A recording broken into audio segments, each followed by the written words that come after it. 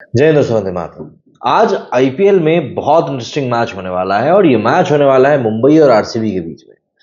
Last match जो हुआ था मुंबई का, उसमें मुंबई इंडियंस ने जीत दर्ज करी थी। ग्राउंड में अंबानी जी ने अलग अलग एनजीओ से करीब 18,000 बच्चों को इनवाइट किया था मैच देखने के लिए। बट एक जो मैसेज सोशल मीडिया पर पब्लिक के बीच में गया, वो पॉजिटिव तो गया ही गया, लेकिन साथ में एक मैसेज ये भी गया कि ऐसा लगता है कि मुंबई इंडियंस और हार्दिक पांड्या को जो ट्रोलिंग का शिकार होना पड़ रहा था, उस ट्रोलिंग को कहीं ना कहीं रोकने के लिए इतने बच्चों को इनवाइट किया गया। अब देखिए, सबकी अपनी अपनी अपनी हाइपोथेटिकल थ्योरी होती है, लेकिन हुआ ये था इन बच्चों को बुलाने से कि हार्दिक पांड्या को जो बू सब लोग कर रहे थे ना, वो वाकई में नहीं हुआ। एक पब्लिक में सपोर्ट भी देखने के लिए मिला और नतीजा ये रहा कि हार्दिक पांड्या की टीम वो मैच जीत गई और काफी अच्छे से जीत गई। लेकिन अब हर मैच में तो आप बच्चों को बुलाकर बिठा नहीं सकते। तो सवाल खड़ा होता है कि क्या अब हार्दिक पांड्या की टीम को एक बार फिर से बू झेलना पड़ेगा।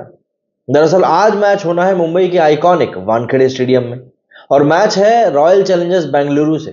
विराट कोहली की साख भी यहां पर इज्जत पे लगी होगी। दो ऐसी टीमें आमने सामने हैं जिन दोनों ही टीमों का पॉइंट्स टेबल में इस समय बुरा ही नहीं बल्कि बद से बदतर हाल है। दोनों ही टीमें कहीं ना कहीं चाह रही हैं कि वो एक बार फिर से जीत के ट्रैक पर वापस आ जाए। इस समय पर अगर हम आरसीबी की बात करें तो उसकी भी हालत खराब है, और अगर हम मुंबई की बात करें तो उनकी हालत तो खैर किसी से छुपी हुई ही नहीं है। मतलब अगर हम पॉइंट टेबल की बात करें तो यहां पर सेकंड लास्ट में आरसीबी है तो थर्ड लास्ट में मुंबई इंडियंस है। मुंबई की हालात बस इतनी अच्छी है कि मुंबई ने अभी तक 4 मैच खेले और एक जीता है, आरसीबी ने 5 मैच खेले और एक जीता है। हालांकि दोनों ने जीता एक ही एक मैच है। और पिछले कुछ मैचेस की बात करें तो आरसीबी तो वाकई में अब अपने हालातों को बिल्कुल बदलना चाहिए। जिस तरह के सरकमस्टांसेस, जिस तरह की सिचुएशंस इस समय बनती दिख रही हैं, उससे तो ऐसा लग रहा है कि अगर आज का मैच आरसीबी हारती है तो शायद फिर वो टूर्नामेंट में सेमीफाइनल या प्लेऑफ्स जो हम कहते हैं उसमें जगह बनाने के तो काबिल बचेगी ही नहीं। वहीं बात करें मुंबई की, तो मुंबई को भी अब यहां से ऑलमोस्ट हर एक मैच को जीतने पर ही फोकस करना पड़ेगा, क्योंकि एक हार या दो हार भी अब उनकी मुश्किलें बढ़ा सकती हैं। बट बात जब इज्जत की आती है तब हर एक व्यक्ति अपना 100% देता है, और यहां पर इज्जत पे दांव पे लगी हुई है हार्दिक पांड्या की, रोहित शर्मा की, बुमराह की, और दूसरी टीम से बात करें सिर्फ कोहली की। जी हाँ, आरसीबी से सिर्फ कोहली की ही इज्जत दांव पे लगी है। अब आप बोलोगे यार ऐसा क्यों? ऐसा मैं इसलिए कह रहा हूं क्योंकि जब आप कोहली की टीम को या यूं कहें आरसीबी को जब आप खेलते हुए देखेंगे, तब आपको यह चीज महसूस होगी कि वहां पर खिलाड़ी ऐसा लगता है कि जीतने के लिए तो शायद खेलना चाह ही नहीं रहे। अगर आप दर्द की भी बात करो एक मैच हारने की, तो वो दर्द आपको विराट कोहली के चेहरे पर एविडेंटली दिखाई देगा। लेकिन जो बाकी के खिलाड़ी हैं वो तो ऐसा लगता है कि खाना पूर्ति कर रहे हैं। मतलब आप ग्लेन मैक्सवेल की बात कर लीजिए। ग्लेन मैक्सवेल वहां पर क्या सोचकर टीम में है, शायद खुद ग्लेन मैक्सवेल को भी नहीं पता। मतलब बंदा पिछले मैच में जिस तरीके से हटके शॉट मारने के चक्कर में आउट हुआ था ना, ऐसे तो कोई नौसिखिया आउट हो। विराट कोहली लगातार बढ़िया खेल रहे हैं, लास्ट मैच में सेंचुरी मारी थी, बट बटलर की सेंचुरी के आगे वो सेंचुरी फीकी पड़ गई। तो ऐसे में जब एक खिलाड़ी अपनी तरफ से 100% दे रहा हो और बाकी की टीम की तरफ से उसको कुछ भी मतलब रेसिप्रोकेट नहीं कर रहा कोई भी खिलाड़ी, तो कहीं ना कहीं एक प्लेयर के तौर पर आप डिमोटिवेट भी हो जाते हो। अब यहां पर हम ये नहीं कह सकते कि ये खिलाड़ी जानबूझकर कंट्रीब्यूट नहीं कर रहे हैं, बट देखिए, कंट्रीब्यूशन तो नहीं आ रहा है। आप बैटिंग की ही बात कर लीजिए, बैटिंग में भी क्या ही कंट्रीब्यूशन आ रहा है। मतलब दिनेश कार्तिक को लेकर अंबाती रायडू ने कहा था कि वो एंड में फिनिश कर देते हैं, बट देखिए, मतलब ये बात समझनी पड़ेगी कि आप 20-30 रन बनाकर मैच नहीं जीत सकते। आपको एक बड़ा स्कोर बोर्ड पे टांगना ही पड़ेगा। विराट कोहली के स्ट्राइक रेट को लेकर भी काफी सवाल उठ रहे हैं, जबकि वो इस टूर्नामेंट में ऑलमोस्ट 150 के स्ट्राइक रेट से रन बना रहे हैं। ब्रायन लारा से जब इस बारे में पूछा गया तो ब्रायन लारा ने साफ तौर पर कहा कि अगर एक ओपनर के तौर पर आप बैटिंग करने के लिए आ रहे हो तो 130 से 140 तक का स्ट्राइक रेट या एट मैक्स 145-150 तक का स्ट्राइक रेट आप मेंटेन कर सकते हो, वो अच्छा रहेगा।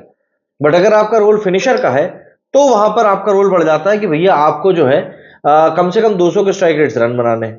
बट विराट कोहली के नेचर की जब हम बात करते हैं, उनकी पोजीशन की जब हम बात करते हैं, तो ये ठीक है कि वो जिस पोजीशन में बैटिंग कर रहा है उस पोजीशन के हिसाब से उनका स्ट्राइक रेट कहीं से कहीं तक बुरा नहीं है। लेकिन इस बार ऐसा लगता है कि लोगों ने बिल्कुल एक हवा बना दिया कि यार स्ट्राइक रेट का देखना है।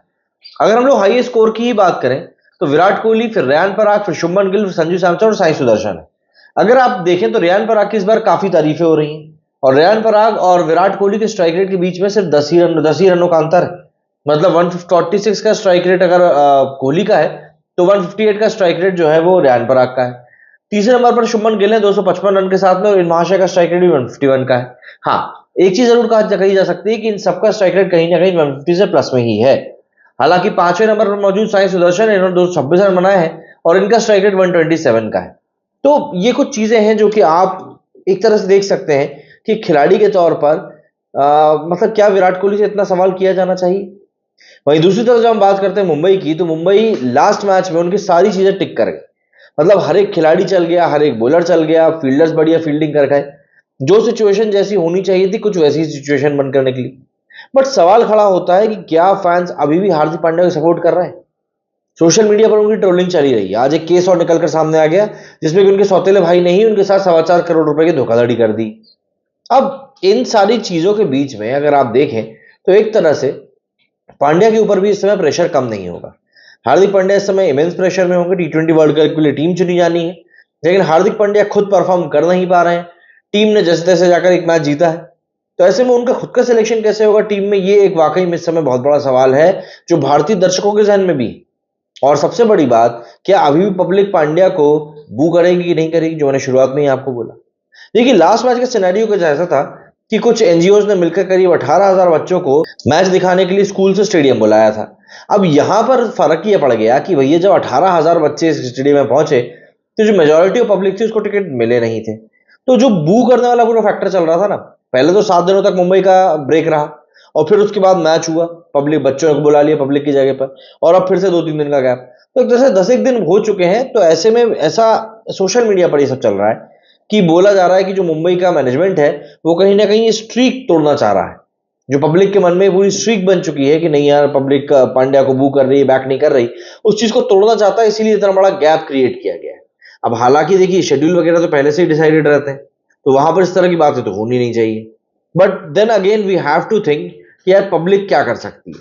अब पब्लिक आज के मैच में क्लियर कर ही देगी कि उनका क्या एजेंडा रहने वाला है, क्योंकि अगर आज के मैच में हार्दिक पांड्या को बू नहीं किया गया, देन ऑब्वियस सी बात है ये पूरा का पूरा सिनेरियो, ये पूरा का पूरा सियापा जो कि हार्दिक पांड्या के जीवन में आ गया था, ये खत्म हो जाएगा। लेकिन अगर आज फिर से पब्लिक ने पांड्या को बू किया, तो जाहिर सी बात है ये जो पूरा मामला है ये अभी खत्म नहीं होगा, ये और भी बढ़ेगा।